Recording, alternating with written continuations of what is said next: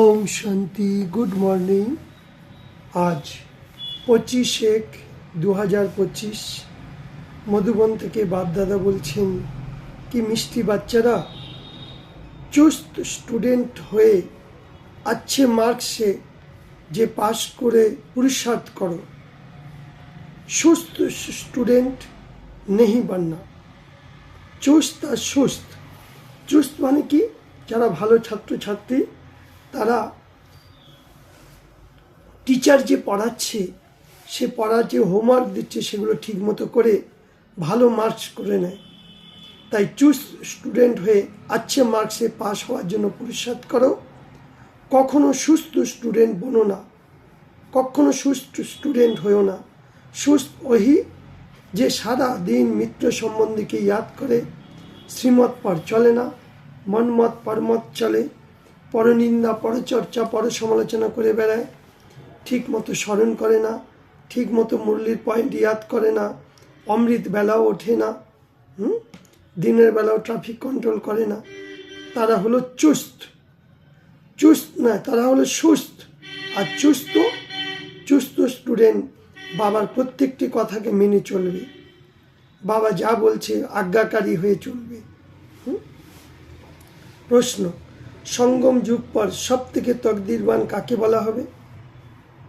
বাবা বলেছে, যে নিজের তন মন ধন সময় সংকল্প শ্বাস সব কিছু বাবাকে সমর্পণ করেছি, সব কিছু বাবাকে দিয়েছি, বাবার আদেশ মতে চলে, নির্দেশ মতে চলে, সেই হলো তকদিরবান।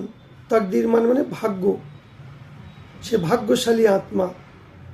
কিন্তু कोई तो बहुत মানুষ হতে হয়। মানুষ মানে কঞ্জুস, এগুলো সফল করে না।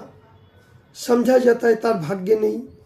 সে সমস্ত নেই কে বিনার সামনে দাঁড়িয়ে আছে, আমার কাছে যা কিছু আছে এসব বিষয় সম্পত্তি গাড়ি বাড়ি এগুলো তো সব বিনাশ হয়ে যাবে, এগুলো আমি রেখে কি করব, সেটা বুঝছে না। কুছ তো করলে, কিছু তো সফল করো। তকদিরবান বাচ্চা ভাবে যে বাবা এখন আমার সম্মুখে এসেছে, আমরা আপনার সব কিছু সফল করব বাবাকে দিয়ে, তবে বাবার রিটার্নে আমাদের সত্যযুগে সুন্দর মহল দেবে। তাই হিম্মত রেখে অনেককে ভাগ্য জাগা বানানোর জন্য সে নিমিত হয়ে যায়। কে? তকদিরবান বাচ্চা, যে চুস্ত স্টুডেন্ট কি করবে? ভালো করে পড়াশুনো করবে, হোমওয়ার্ক করবে, কোনো মৃত্যু সম্বন্ধীকে ইয়াদ করবে না, নষ্ট মহা হবে, আর তন মন ধন সময় সংকল্প শ্বাস সব কিছু বাবার যজ্ঞে লাগিয়ে সে তার শ্রেষ্ঠ ভাগ্যকে তৈরি করবে।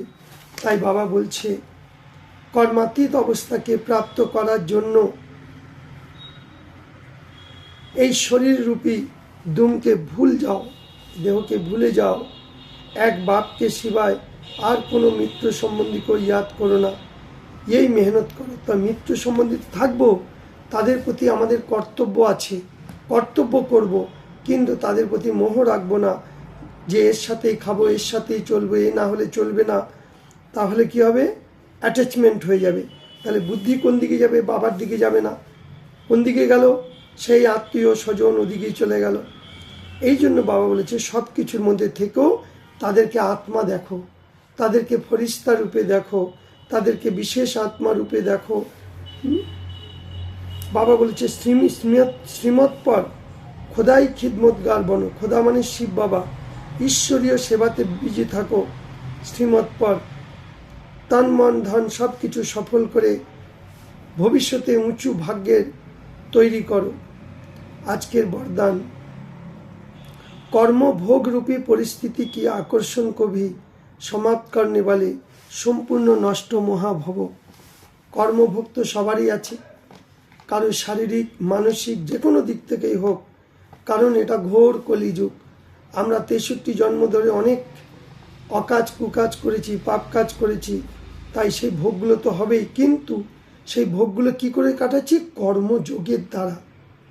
যেরকম ধরনেরই পরিস্থিতি আসুক, কর্মযোগী বাবাকে সাথে রেখে যদি কাটাই, তাহলে কর্মভোগ কর্মযোগের দ্বারা পরিণত হয়ে যাবে, তাহলেই আমরা সম্পূর্ণ নষ্টমোহা হব। তাই বাবা বলেছে, এখন পর্যন্ত প্রকৃতির দ্বারা তৈরি হয়ে যে সমস্ত পরিস্থিতি আমার অবস্থাকে নিজের দিকে কিছু না কিছু আকর্ষিত করে, সব থেকে বেশি নিজের দেহের হিসাব কিতাব রয়ে হয়ে কর্মভোগকে রূপে আসছে, পরিস্থিতি নিজের দিকে আকর্ষণ করছে। যখন এসব আকর্ষণগুলো সমাপ্ত হয়ে যাবে তখন বলা হবে সম্পূর্ণ নষ্ট মহা। তাই कोई भी देह की বা দেহকে দুনিয়া কি পরিস্থিতি স্থিতিকে যেন না হিলাতে পারে, এটাই সম্পূর্ণ স্টেজ। যখন এরকম স্টেজ তক পৌঁছে যাব তখন সেকেন্ডের মধ্যে নিজের মাস্টার সর্বশক্তিমান স্বরূপে সহজে স্থিত হয়ে থাকতে পারব। স্লোগান: পবিত্রতার ব্রত সব থেকে শ্রেষ্ঠ সত্যনারায়ণের ব্রত। এটাকেই আমরা যদি পালন করি তাহলে অতীন্দ্রিয় সুখের অনুভব করতে পারবো। ফের বাবা বলছে আজকের অব্যক্ত ইশারা, আপনি শক্তিশালী মনসার দ্বারা সাকাশ দিনে কি সেবা করো। मनसा सेवा बेहदेर सेवा। যত आप मनसा में वाणी में स्वयं को सैंपल হবে ততই सैंपल को देखकर स्वतः ही अनेक आत्मारा তোমার দিকে আকর্ষিত হবে। कोई भी স্থূল कार्य করতে হয়েও মনসার দ্বারা ভাইব্রেশন ফেলানোর সেবা করো।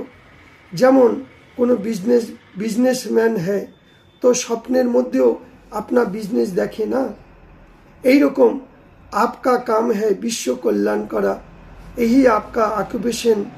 এই অকুপেশনকে স্মৃতিতে রেখে সদা সেবার মধ্যে বিজি রাখো। তাহলে শিব বাবা আমাদের কি চাইছে, বর্তমান সময় যদি মন বচন কর্ম দিয়ে সেবা করি, চলতে ফিরতে উঠতে বসতে, এটাই আমাদের